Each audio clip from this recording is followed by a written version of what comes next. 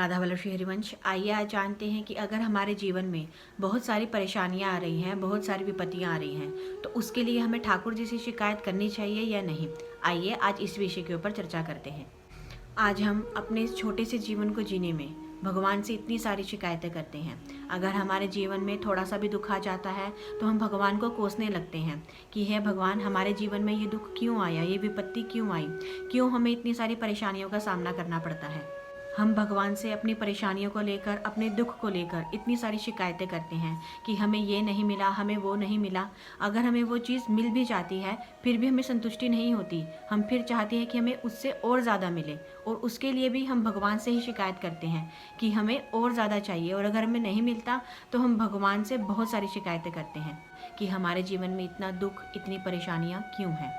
तो हम लोगों को अपने जीवन में ये विचार अवश्य करना चाहिए कि ठाकुर जी अगर हमें अपने जैसा जीवन दे देते तो क्या हम उस जीवन को जी पाते। आप स्वयं विचार करिए, क्योंकि हमारे ठाकुर जी का जीवन कोई सहज नहीं रहा।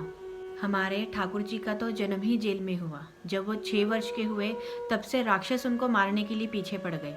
जब वो 11 वर्ष के हुए तब उनको अपने परिवार को, अपने माता पिता को छोड़कर जाना पड़ा, जिनसे वो इतना प्रेम करते थे।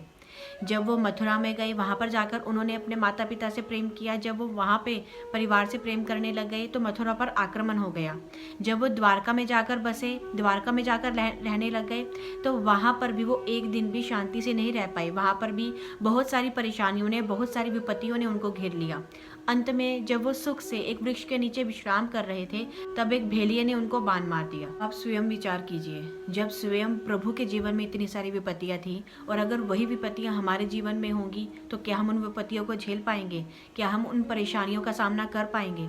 तो इसीलिए जब भी हम परेशानी में हो, जब भी हम विपत्ति में हो, तब हमें भगवान से शिकायत नहीं करनी चाहिए, ठाकुर जी से शिकायत नहीं करनी चाहिए।